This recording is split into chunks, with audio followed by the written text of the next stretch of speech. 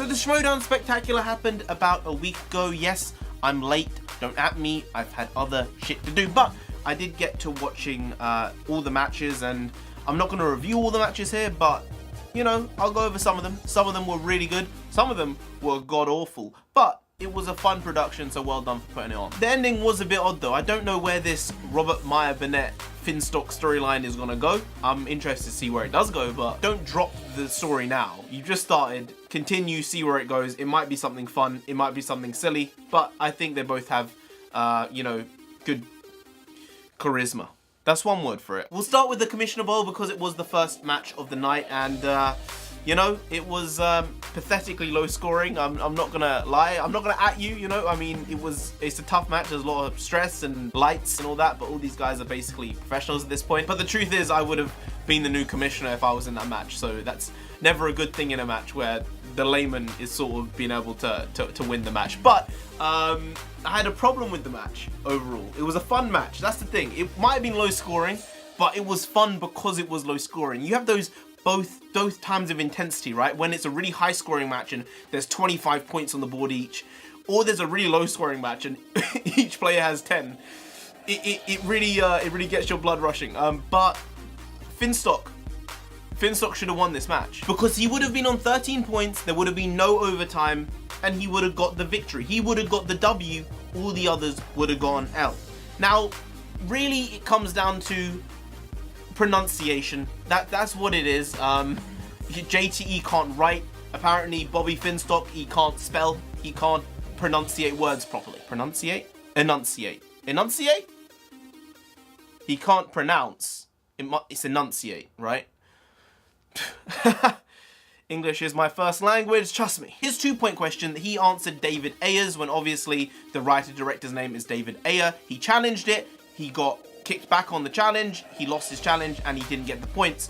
I was like, okay, maybe it makes sense. He did say the name wrong, so I guess he doesn't get the points. But then his 3-pointer was Antonio Banderas, and he announced it Antonio Banderos.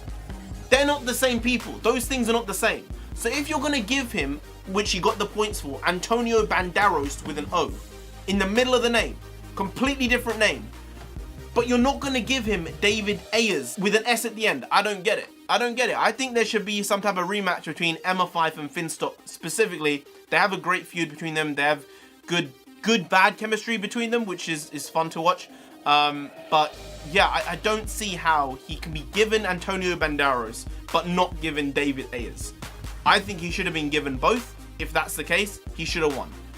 A bit shitty, to be honest. Obviously, there may have... I'm not saying that, oh, this is all planned, because it's not. But I think Finstock is the rightful winner of this match, which would have been bloody crazy seeing him win. But unfortunately, it wasn't to be. Shirewolves Who's the Boss tag match was decent, but really the most fun part about it was probably the spear at the end from Andrew Guy onto Ben Bateman, because Ben's basically being like, I'm done with the evil stuff for now. I want to try and be good, maybe. So Riley's maybe changed him around a bit here. And there was just a terribly not good spear. But it was fun. They broke a table. I mean, the table was obviously loose, but still, I'm not going to at them. It was fun. It was fun. Then there's the Star Wars Championship match, which is always amazing to see how little I know about Star Wars. I remember the first couple of Star Wars matches. I was like, geez, I'm keeping up. I remember the one from either the Spectacular last year or the year before. I don't know. I actually kept up with one of the matches really well, and I was like, geez, I'm not that bad. But this one, in this Star Wars match, I would have just got so few points. It would have been less than 10. It would have been embarrassing. I think Ken's probably done with the Star Wars Championship now. Hopefully Sam Witwer can come back into it. That would be cool to see. And then there's the Clark Wolf Dan Merle match. Now, I used to like Clark Wolf a lot. I just don't like her anymore. I don't know why. I don't like her personality. I used to like her. I just don't. Dan is Dan. He's like the killing robot machine who will just do the job. But yeah, Clark I used to like. I just don't feel her vibe anymore. I don't know why.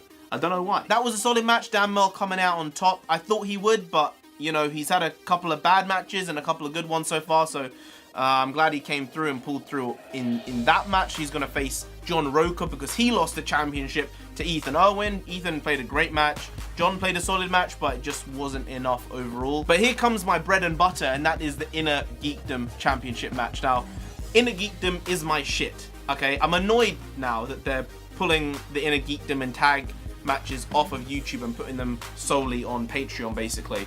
But, you know, obviously the funding isn't there for them to produce the show in the way they want to. Money, basically. At the end of the day, it's all about the dollar bills. I would have competed well in this match, you know? I'm not saying, oh, I would win every Inner Geekdom match, but, you know, I would have solidly got like 20 plus points in this match, which I think solid. I think if I was going to compete in any Schmodown match, it would be Inner Geekdom. I think I have enough knowledge on a wide breadth of topics to be able to actually produce a solid match. I mean, Mara Knopic has had a great year. She won that tournament.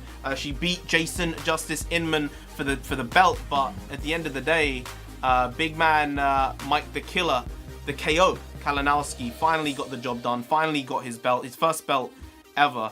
So yeah, I'm glad he did it. The whole thing with the lawyer and all that jazz, I felt it was Christian for a while, but I was like, maybe it's not. It might be too full circle. It might be too much. But yeah, it was indeed Christian who was pulling the strings internally. So I'm glad Mike won. I'm not tooting my own horn, but I think I put up a decent fight in a Geekdom match. That's just my opinion. But good job, guys. Another great year. Hopefully next year I'll somehow be on it. I don't know how this is gonna work. I just need to basically do a couple things to be able to make that happen. I'm gonna write it down on my things to do this year. Last year I didn't write it on my list, and I got most of the things I wanted to do this year. A couple of things I didn't, most of them I achieved. I'm gonna write this one down. I think I'm gonna write it down and it will happen in the next 12 months. But anyway, guys, if you did enjoy this video, please do like, share, comment, and subscribe to the channel down there. If you didn't, then you will get KO'd by the killer Kalinowski. And you don't want that, you really don't, so just subscribe anyway to avoid that. I've been Original Comic, you've been great, and I'll see you next time. Skadoosh.